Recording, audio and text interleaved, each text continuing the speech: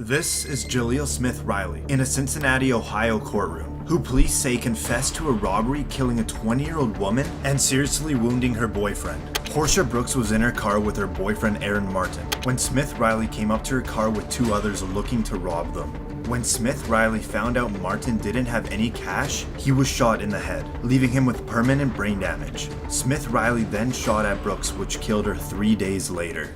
Sorry. Go back on with I just want to come home with this. This is somebody that feels genuine remorse.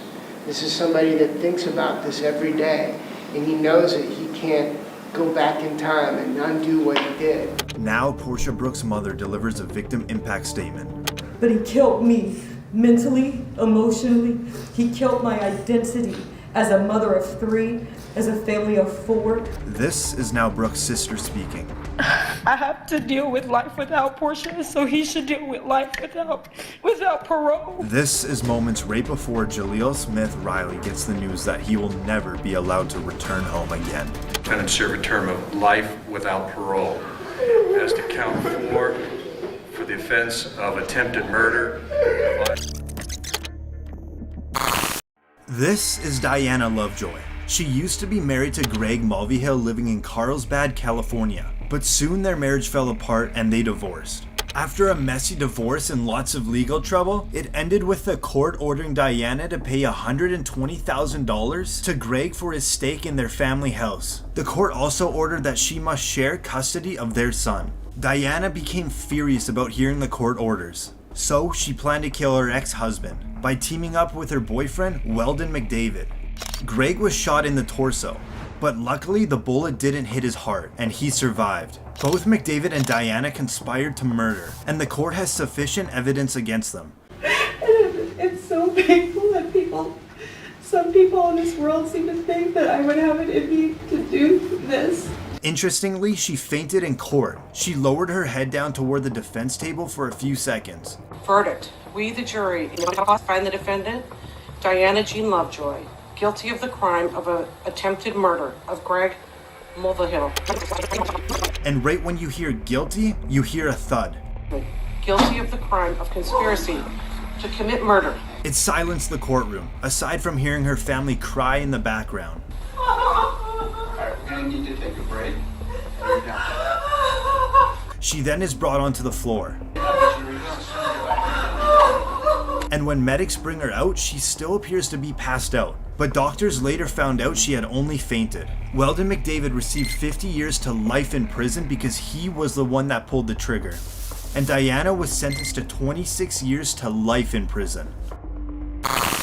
This is Seth Welch and Tatiana Fusari, a religious farming couple living in Cedar Springs, Michigan, and they are charged with murder of their 10-month-old girl, Mary Welch. Reportedly, they told police they noticed the baby was skinny and underweight, but did not seek medical attention because of their religious beliefs and mistrust of medicine and the government. This is the 911 call of the father when he reportedly found his child dead. How long ago did you find this child? It's about an hour and a half. I was waiting. I called my lawyer first thing to ask, what's the next thing I could do. So you found the child an hour and a half ago? Yeah. And called your lawyer first, correct? Yeah. Okay. When was the last time you had contact with the child? Last night, yesterday afternoon, about 3 p.m. She goes to bed, and, that was that. Okay, so you put her to bed yesterday at 3 p.m.? Yeah, and then this morning at 10.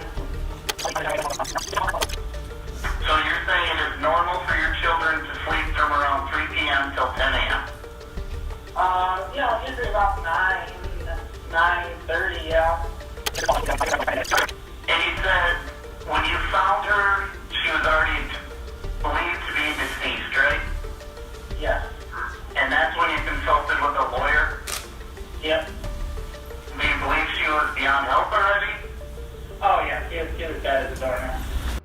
Soon after, the autopsy revealed that the cause of death was malnutrition and dehydration due to neglect by the adult caregivers.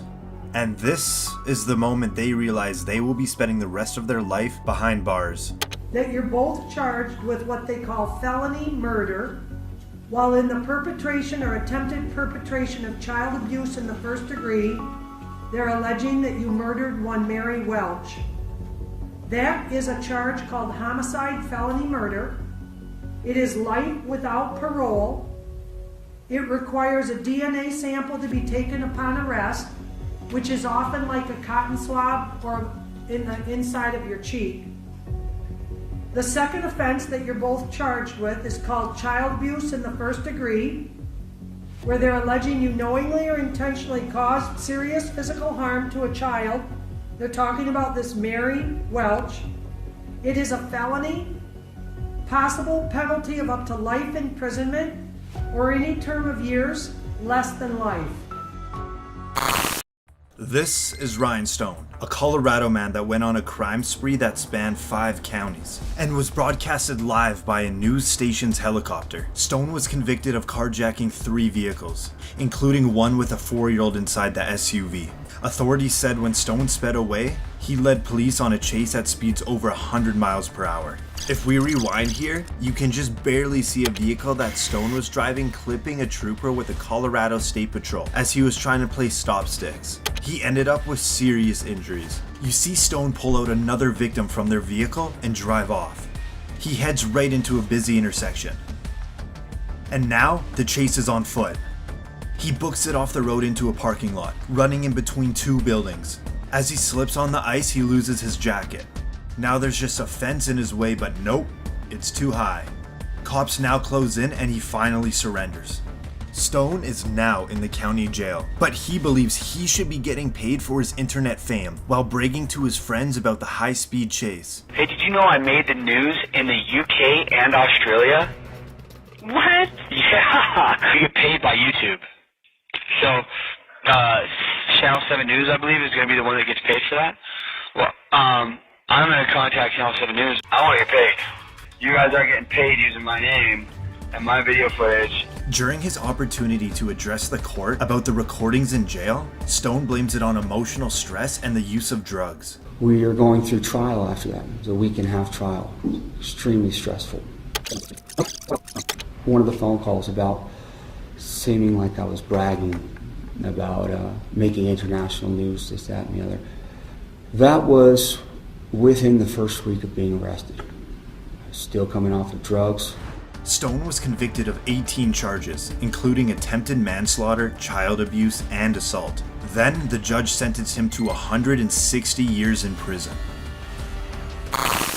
This is Esteban Carpio. The police were questioning him for the stabbing of an 85-year-old woman in Rhode Island. In the interview room was Carpio and 2 detectives. One of the detectives left the room to get water for Carpio, leaving just him and Detective Sergeant James Allen in the room. Carpio grabbed Allen's gun and then shot him twice, killing him. He then jumped out of a window which was 3 stories high and made a run for it, but was apprehended just 45 minutes later. At his arraignment, Carpio came in wearing a mask designed to stop the offender from spitting and biting at others. With also his face being in rough shape, it stunned the courtroom. It wasn't so much Carpio with the shocking reaction, more so his family members, making accusations of police brutality.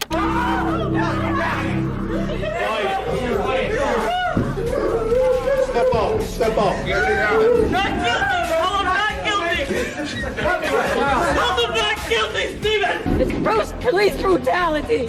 He was mentally ill and he needed help and we couldn't get it. We tried and tried. And he didn't deserve this. An FBI investigation concluded that the police did not use excessive force and that Carpio's injuries were sustained due to his jump from the 3rd floor of a building and struggle with law enforcement. Every day, I face the facts of what I did and what happened. He was sentenced to life in prison without parole.